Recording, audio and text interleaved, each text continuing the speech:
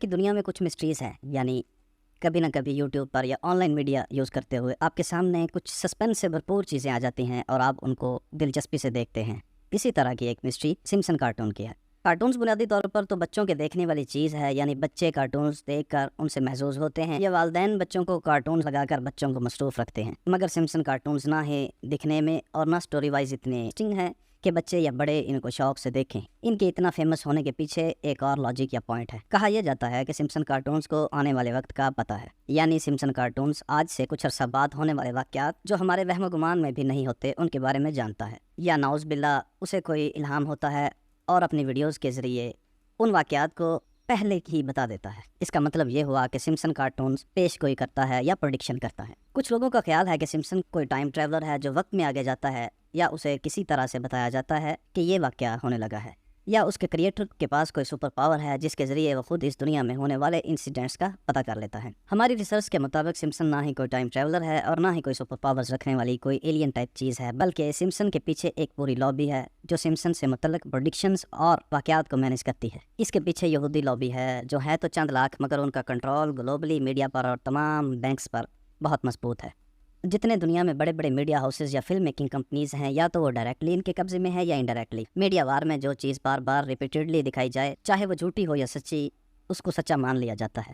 اسی طرح سمپسن سے ریلیٹڈ معاملات کو اس طرح مینیج کیا جاتا ہے کہ پہلے اس انسیڈنٹ کی پلاننگ کی جاتی ہے، لوگوں سے ڈیل کیا جاتا ہے، اور سمپسن کی ایپیسوڈ میں واضح اس انسیڈنٹ کو دکھایا جاتا ہے یا اس کی طرف اشارہ کر دیا جاتا ہے، اور کچھ عرصہ بعد وہ واقعہ ہو جاتا ہے یا اس سے ملتا جلتا واقعہ ہو جاتا ہے، تو اس کی پبلسٹی اس لیول تک کی جاتی ہے کہ اس کو کچھ لوگ سچ مان لیتے ہیں۔ آج کی ویڈیو میں ہم سمپسن کے 5 ایسی پریڈکشنز کے بارے میں بات کریں گے جو سچ ثابت ہوئیں، اور 5 ایسی پریڈکشنز کو دیکھیں گے جو آج تک پوری نہ ہو سکیں۔ سمپسن کی ایک ایپیسوڈ میں دکھایا گیا کہ ڈونلڈ ٹرمپ امریکہ کا صدر بن جائے گا اور ہیلری کلنٹن سے جیت جائے گا۔ یہ 2002 کی ایک ایپیسوڈ میں دکھایا گیا۔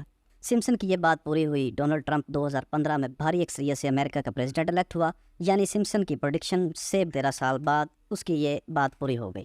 ٹرمپ کے صدر منتخب ہونے سے 3 سال پہلے سمپسن کی ایپیسوڈ میں یہ دکھایا گیا کہ ٹرمپ ایک تقریب کے بعد سیڑھیاں اترے گا، اور اترتے وقت اس کو دیکھنے کے لیے ایک شخص ایک پلے کارڈ پکڑ کر کھڑا ہوگا اور وہ گرے گا، جو بعد میں ہو ایسا ہی ہوا جس طرح سمپسن میں بتایا گیا تھا، اور آپ کو اسکرین پر نظر بھی آ رہا ہوگا۔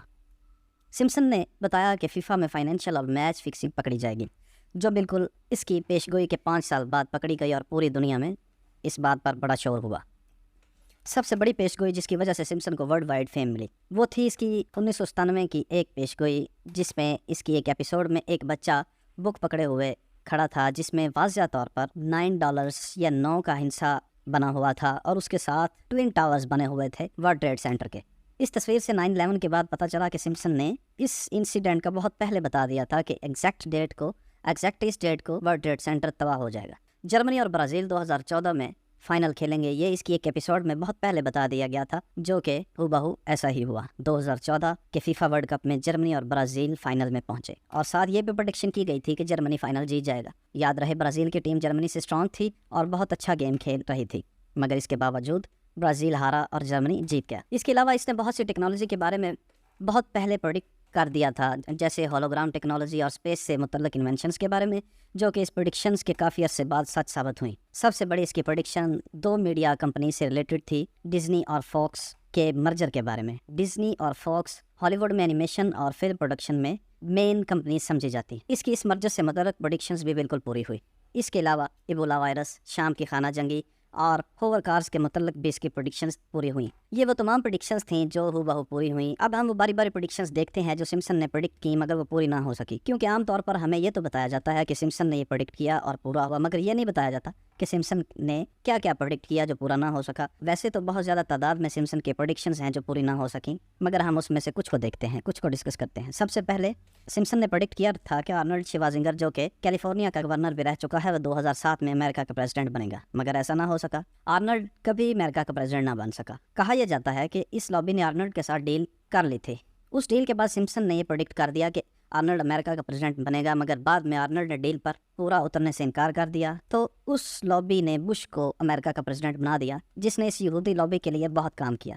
بگ بینگ ایک لندن میں بہت بڑا کلاک ٹاور ہے جو کہ ہسٹوریکل مانا جاتا ہے۔ اس کے متعلق سمپسن نے پریڈکٹ کیا تھا کہ اس کے کلاک جو کہ بہت بڑی بڑی سوئیوں پر مشتمل ہیں اور اس کے گھنٹے کی آواز بہت دور تک سنائی جاتی ہے، اس کی سوئیوں کی جگہ ڈیجیٹل کلاک لگ جائے گا، یعنی 2010 میں اس کو ڈیجیٹل کر دیا جائے گا۔ سمپسن کی یہ پروڈکشن کبھی پوری نہ ہو سکی، آج بھی بگ بینگ کلاک پر وہ سوئیوں والا کلاک لگا ہوا ہے۔ اس طرح سمپسن نے بہت سے سنگرز کی ڈیتھ ڈیٹ تک بتا دی تھی، مگر وہ بھی کبھی پوری نہ ہو سکی۔ اس کارٹونز کے چلانے والے یہودی لابی اس دنیا کے وسائل پر قابض ہیں۔ وہ لوگوں کے ذہنوں میں یہ بات ڈالنا چاہتے ہیں کہ فیوچر دیکھ سکتے ہیں وہ، یا اس کو پتہ ہے آنے والے وقت میں کیا ہونے والا ہے، حالانکہ ہمارے ایمان کے مطابق مستقبل کا حال اللہ کے سوا کسی کو معلوم نہیں ہے۔